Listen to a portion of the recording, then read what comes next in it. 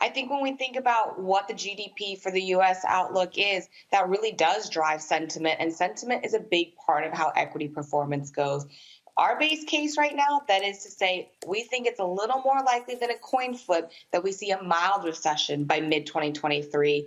And by mild, when I quantify that, I'd say somewhere around a contraction from peak to trough of around 1%. Put that in context, during the financial crisis, we saw a contraction about 4%. And that can weigh on equities, but there's still a list of near-term and positive and negative catalysts that could help the market. Okay, what are some of those positive catalysts, Anna? Because we need some good news. We need something to look forward to.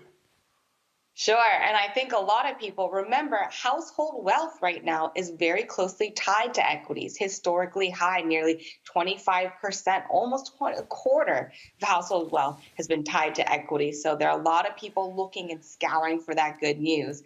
I think one of those triggers could be really if the Fed gives some indication that we are going to become less hawkish faster than the market is pricing in currently. And for us, that could be maybe if the next CPI print comes a little shy of estimates, that could be a near-term catalyst.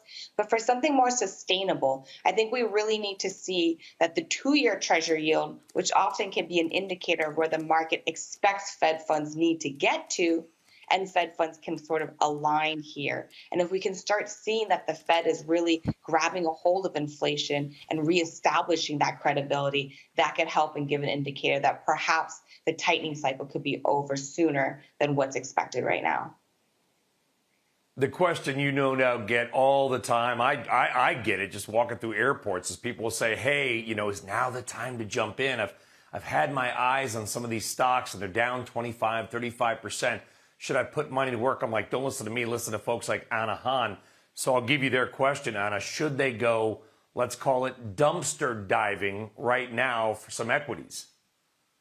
Dumpsters diving is one term. I would say bottom fishing. And what we've said earlier is this summer, the bottom fishing is canceled. We do not recommend right now dumpster diving or going into what we look at as the real poor performers. I know it's tempting, and it can be, especially given how down the market is. And when portfolios are feeling pain, there's sort of two reactions. One can be to get very defensive, but the other can be to go for those Hail Marys. And those Hail Marys are those really beaten up names.